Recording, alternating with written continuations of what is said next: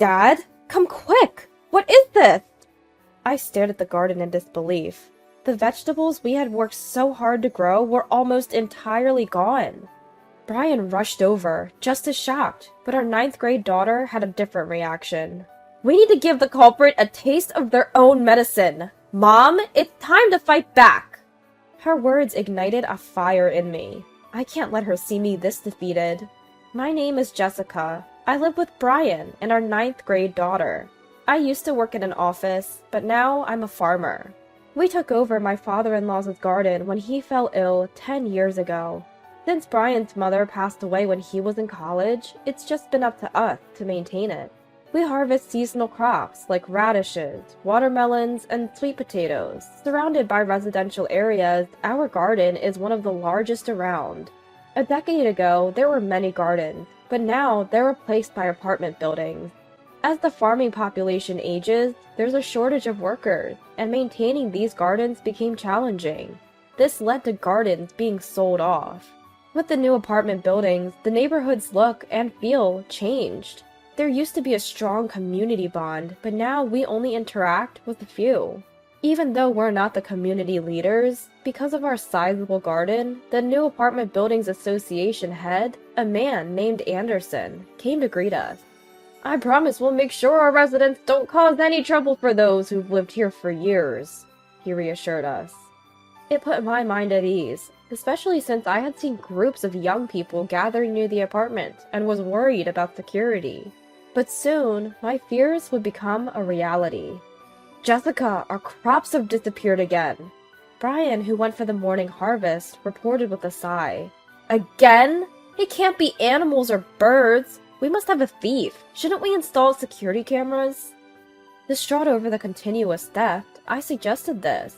Recently, crops ready for harvest were frequently stolen. As an initial step, we put up a sign. It warned that any veggie thieves would be reported to the police immediately. However, the culprit either hasn't seen the sign or chooses to ignore it, as he doesn't stop his thievery. You know, no real damage has been done yet. Installing security cameras might end up costing more. If the loss becomes significant, then we might have to reconsider. Brian ponders with a deep hum. Even if we consulted the police, it's not guaranteed they'd patrol daily. Without concrete evidence of theft, they might not even investigate. Suddenly, our daughter Emily, who was listening in, chimed in. It's so wrong for someone to steal the vegetables you both worked so hard to grow. If you keep turning a blind eye, it might happen again, and they could take even more. If you won't set up cameras, I'll watch over them, 24/7. Emily, always thinking of her family with a strong sense of justice. I recall when she was in preschool. That's when I left my job to help out on the farm. It brings back memories of little Emily. She used to be picky about food, but once we began serving our own veggies, she devoured them. It tastes great because you and Dad grew it! Hearing those words made me even more proud of my work as a farmer. For our excited daughter and our customers, I resolved to sincerely nurture our produce. Of course, I'd be angry if these cherished vegetables were stolen. You have important exams coming up. You can't be on watch. I'll make sure to keep an eye out instead. Upon hearing this, Brian said he'd join in. And so, Brian and I took turns guarding morning and night. The thefts often occurred near the roadside. We were vigilant, expecting the thief to strike there again. A week of surveillance passed, and during that time, no crops were stolen. In the end, we never identified the culprit, but the fact that the theft stopped felt like a victory. Maybe they gave up because you both kept watch. It's a win for you two. Seeing our happy daughter, both Brian and I felt joy. Honestly, that week was tough. Guarding late into the night, even in shifts, left us exhausted from harvesting. Finally being able to sleep soundly felt like a relief. Yet, a few days later, the crops were stolen again. Hey, Dad! Come over here! What is this? I went out to the garden early in the morning and was left speechless. The crops that should have been there were completely gone. Today was supposed to be the final day of harvest. Losing the spring cabbages was a big blow. Both Brian and I were too shocked to speak, but our daughter, Emily, reacted differently. We can't just stand here. Whoever did this needs to pay. Mom, it's time to fight back. Even though she must have been shocked as well, Emily was trying to cheer me up. I couldn't let my daughter see me in this pitiful state. A sense of determination rose within me. You're right, Emily. We can't sit around feeling sorry for ourselves. We decided to install security cameras as our first step. If someone tries to steal from us again, we'll be able to identify them. But that wasn't enough for Emily. Having a camera will prevent future thefts, but what about what's already been done? I can't let whoever made us sad get away with it. I've done some research. Let's plant these bulbs. I bet if the thief takes them, they'll regret it. Angry at the thief, Emily showed me a photo on her mobile phone. It was a picture of daffodils.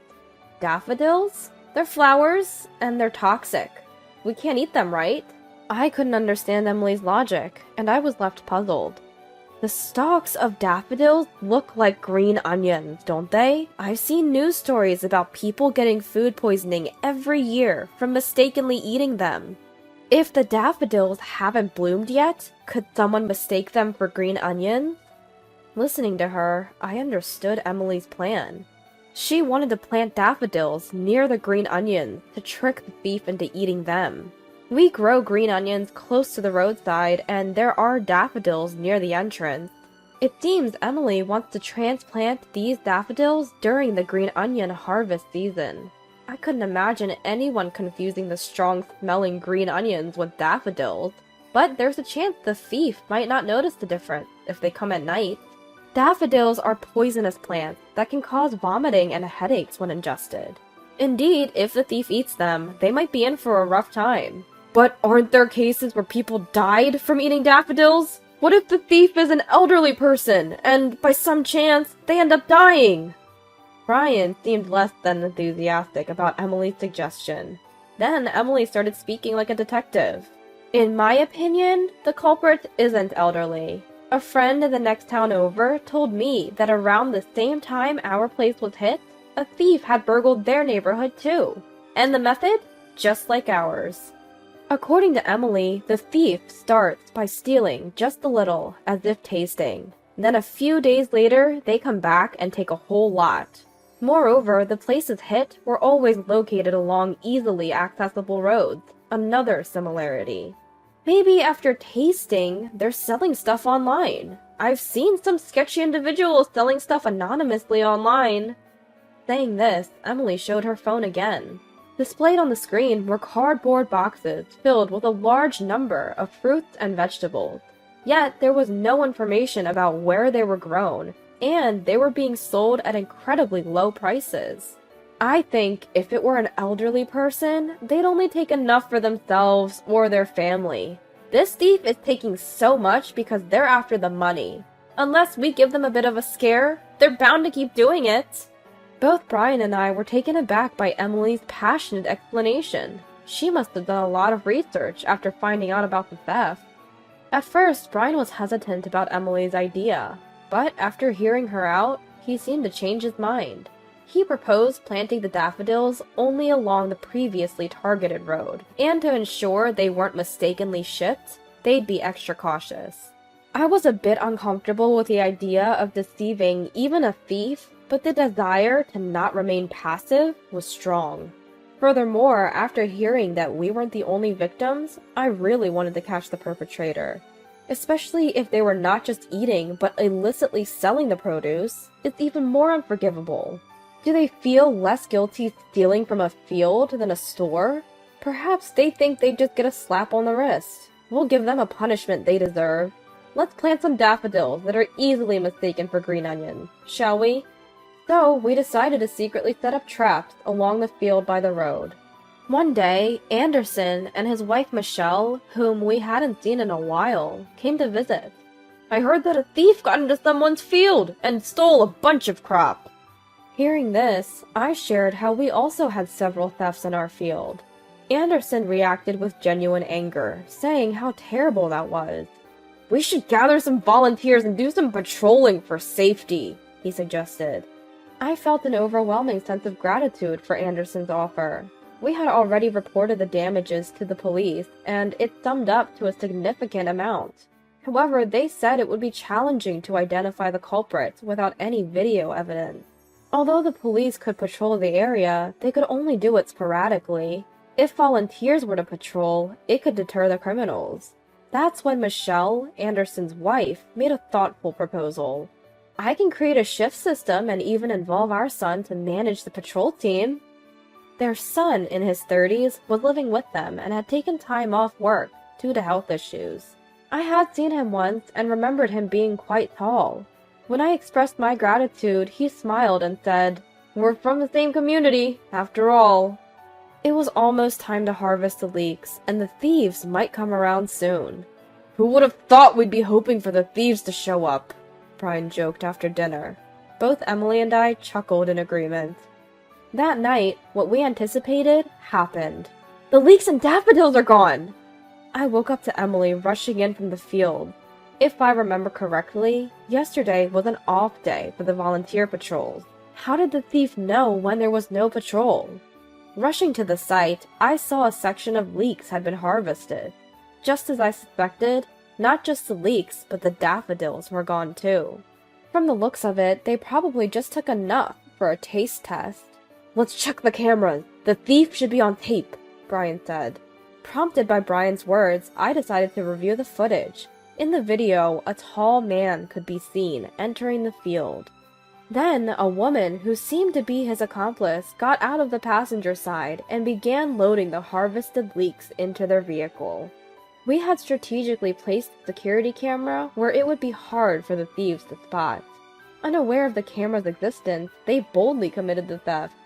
"Wait, isn't that—" I'm taken aback, my hand instinctively covering my mouth. Brian, too, watches the footage with a stern expression. That evening, the sound of sirens leads me to check outside. An ambulance is parked in front of the apartment building. Being carried on a stretcher is none other than Anderson. A few days later, Brian and I decided to pay him a visit. "If we don't come back, please call the police," I request of Emily, deciding to take a voice recorder, just in case. 1 week after our greens were stolen, we visited Anderson's house. Once inside the living room, I asked, "We saw you on the stretcher. What happened?" "Oh, the greens Michelle brought home had daffodils mixed in," he begins. "I never imagined it would knock me out. I ate a lot, so my symptoms were severe, but luckily, Michelle and my son had milder reactions." Hearing his response, I nod to Brian and say in one breath, "Weren't those greens from our garden? We planted daffodils there to deter thieves. We were shocked when we saw the security footage. Michelle and your son were both captured on it." "Huh?" Anderson looks genuinely confused. The footage alone is solid evidence, but given they got food poisoning from the daffodils, there's no doubt someone from this household is the culprit. While we could have gone straight to the police, it was hard to believe someone as kind as Anderson could be involved. We wanted to hear his side of the story.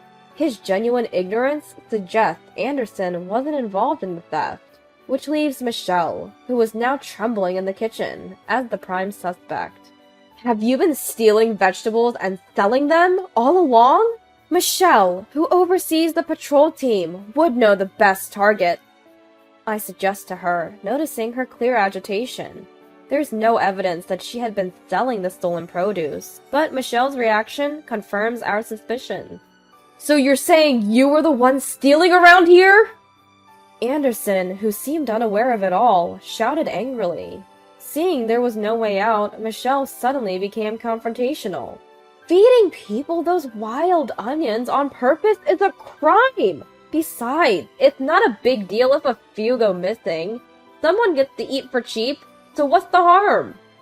I was pretty ticked off at such a ridiculous argument. "I only planted leeks and green onions in my garden. You stole and ate without permission. That's on you. Do you think veggies just grow on their own? We nurture them with care and love, and that's why they're delicious. Don't assume it's easy." Perhaps scared by my words, Michelle now turned her anger towards Anderson. "This is all because you quit your job and took on that unpaid community leader role. I was worried about our retirement. I had to make some side money somehow.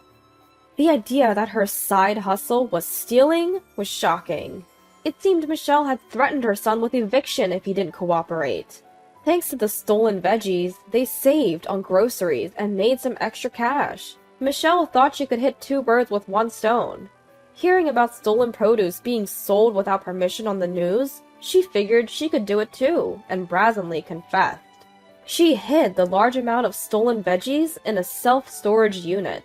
That's why Anderson never noticed. This is clear theft. You can explain yourself to the police. Please, don't call the police! I beg you! She pleaded with me, but of course, I had no intention of not reporting to the police. Call the police! Please! Anderson spoke with clear determination. Given your husband's consent, we'll take the security camera footage to the police. Now it was Brian who said that. Michelle was sobbing, uncontrollably. You should be prepared. They'll probably dig into other possible crimes you committed, I added, leaving Anderson's house. As we left, we could hear Michelle's distraught voice screaming our names. Curious neighbors began pouring out of their homes. Words like thief and police echoed from the doorway, so some of them had probably pieced together what happened. They whispered among themselves, pointing towards Anderson's door. What followed next? We learned from Anderson when he came to apologize and pay for the inconvenience. Michelle and her son got arrested based on the evidence and her own confession. However, it seems the son is denying the charges, claiming he was coerced by his mother. This incident has undoubtedly shattered their family bond. Anderson decided to divorce and left the apartment complex. Even if his wife returns to that place, she'll undoubtedly be met with cold stares. How she will live being shunned by family and society remains to be seen. Given the severity of the crime, prosecution seems inevitable. See? My deduction was spot on, wasn't it? Hearing the outcome, Emily puffed out her chest with pride. Ultimately, thanks to Emily's suggestion, we caught the thief. We're hopeful that our precious crops will be safe now. We're determined to keep growing our vegetables sincerely for our daughter and our consumers.